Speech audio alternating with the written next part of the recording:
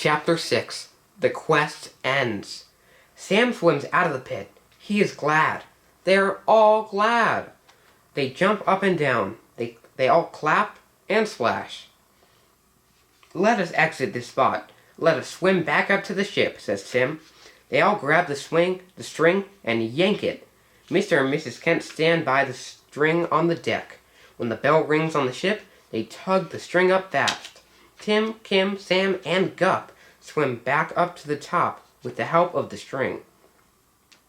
Mr. Kent grabs Tim and Kim's hands. The kids jump on the ship. Mrs. Kent picks up Sam out of the pond with the net. She brings him to a big fish tank on the deck to rest for a bit. Gup stays in the pond. Mrs. Kent checks on Sam. Does he need a vet? Kim asks her mom. No, says Mrs. Kent. All he needs is a bit of rest. But he will be back in the pond with his pal Gup, the rayfish, in no time, she adds. Sam is in the tank. Sam stays in the tank. He mends as the ship sets back for the docks. Gup still swims by the ship. It is way past lunchtime. Mr. Kent and Mrs. Kent chop buns and mix them with eggs in a pan on the grill. The kids gulp down their lunch. They run to the back of the ship to check on Sam. He looks well. Kim brings out the ball from the bag. She casts the ball to pass time. Bud runs and gets the ball. He brings it back to Kim. Kim rubs Bud's back. Bud likes this a lot. Buck sits on the bench, out of the way. Tim spends the rest of the trip, or what is left of it, on the deck. But he does not play with Kim and Bud. He rests on the cot. He has much to think of. What a day this was, thinks Tim. There is no limit to what I can do when I do not quit. When I go for it with all I've got. Just like I did down in the pond. I will not let things get to me. I will do my best.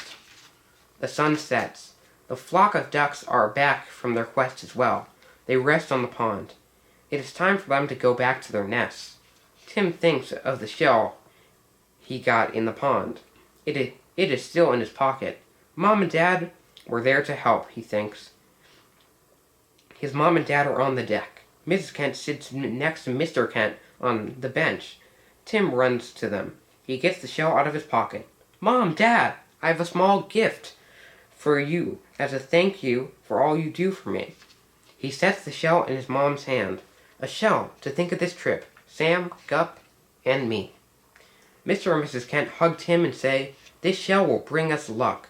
The sunset was not like the rest of the days, says Tim with a wish that his mom and Dad get what he says. Mrs. Kent nods. I get that, son. I felt that way as well, says Mr. Kent. Some days are just like that. They shift the way we think.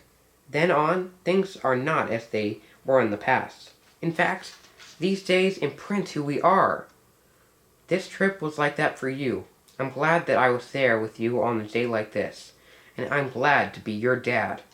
Mrs. Kent gets up to check on Sam. Kim and Tim are glad that Sam is well. He can go back to the pond and be with his pal, she says to the kids. They look in the pond. Gup still hangs out by the ship. Mr. Kent helps Sam get back in the pond. Gup is glad to be with his best pal. Kim and Tim are a bit sad to let Sam go. They wish for him to be with them until the day ends. But they want the best for him. And they can tell that it is time for him to go back in the pond to be with his fish pals. I wish you a fun trip on your way back, yells Tim. We will miss you, adds Kim. This is the end of Tim and Kim's quest. The quest and the trip end well. Sam the Cod Fish swims into the sunset with Gup, the rayfish. He and his best pal are off on their next quest.